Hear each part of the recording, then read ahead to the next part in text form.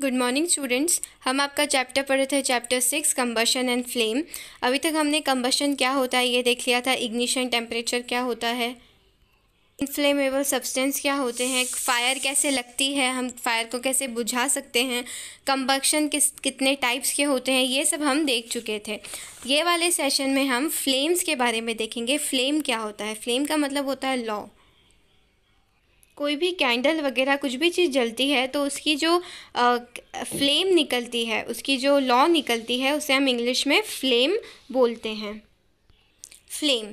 Observe an LPG flame. Can you tell the colour of the flame? What is the colour of a candle flame?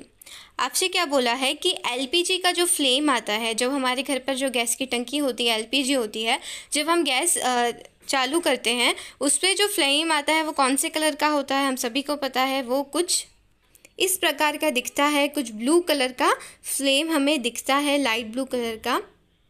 उसकी दूसरी तरफ जब मोमबत्ती जलती है तो उसका एक अलग कलर का फ्लेम आता है। मोमबत्ती का फ्लेम कुछ इस तरीके से दिखता है। तो फ्लेम्स जो होती है, हर चीज़ों की अलग अलग फ्लेम्स निकलती हैं।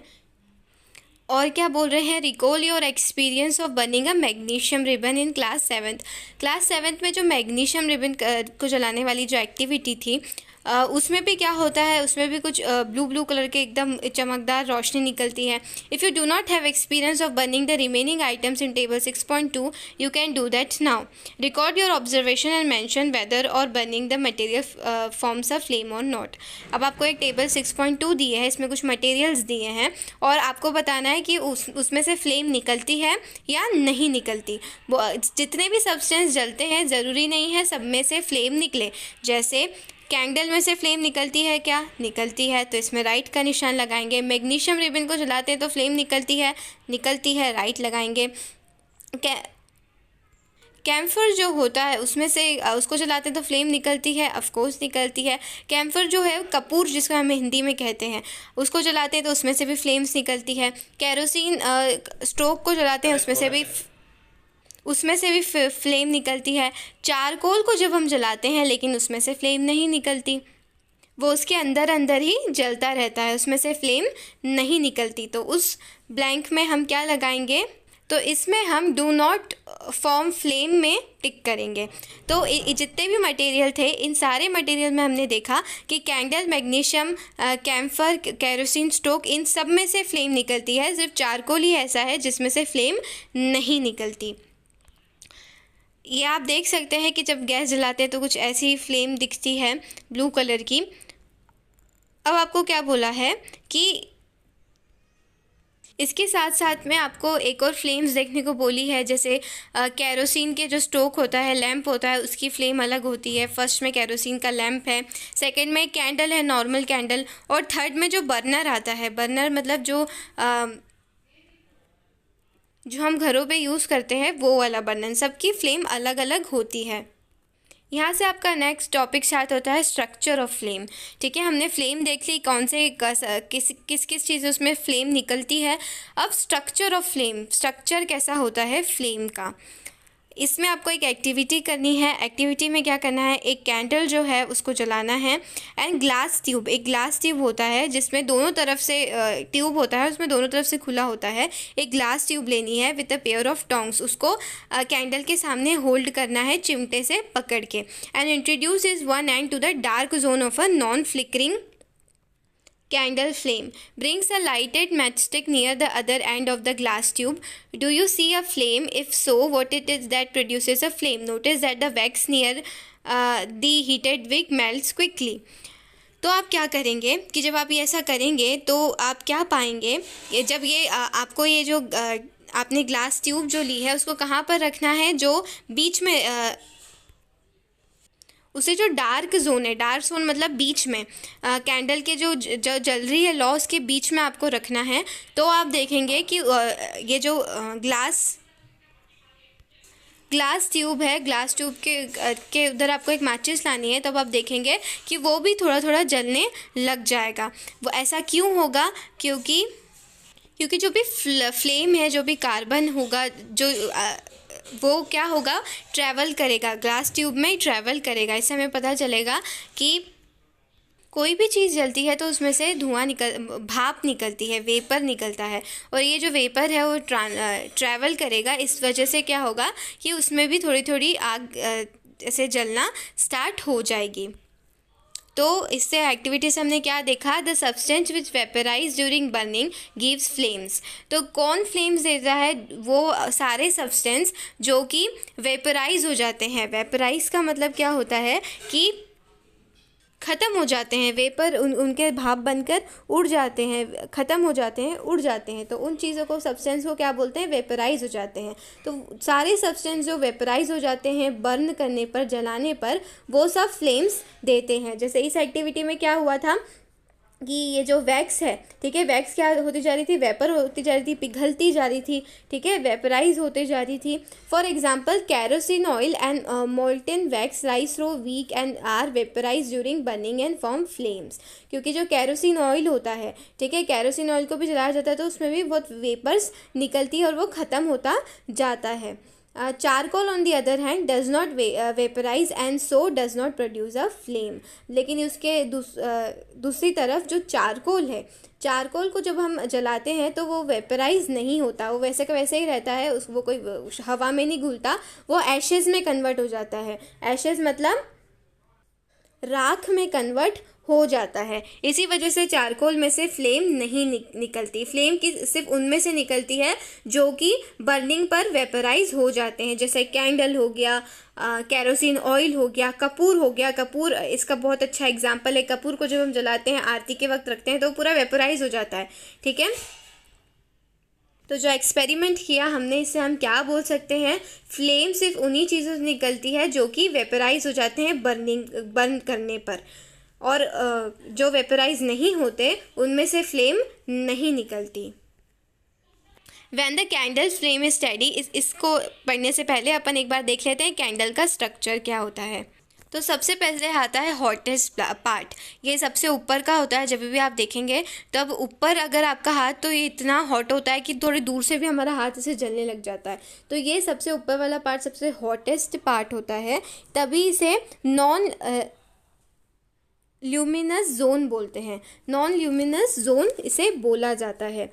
इसके बाद जो पार्ट है ये थोड़ा मॉडरेटली हॉट होता है, इतना ज़्यादा हॉट नहीं होता, इसको ल्यूमिनियस जोन बोला जाता है। इसके बाद का जो पार्ट है, ठीक है, जो थोड़ा ये आपको लाइट कलर का येलो दिख रहा हो, ये लीस्ट हॉट होता है। अगर आप हाथ भी ऐसे करोगे तो आपका इतना जलेगा नहीं, करके देखिएगा मत, लेकिन ये बहुत लीस्ट हॉट होता है, इतना ज़्यादा हॉट नहीं होता।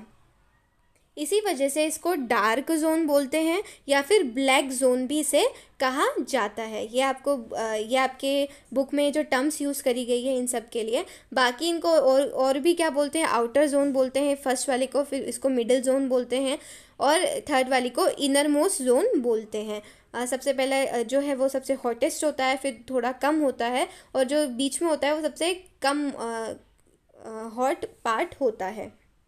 तो अब ये वाला पोर्शन पढ़ते हैं। When the candle flame is steady, introduce a clean glass plate, slide into a luminous zone of the flame, hold it there with a pair of tongs for about 10 seconds, then remove it. What do you observe?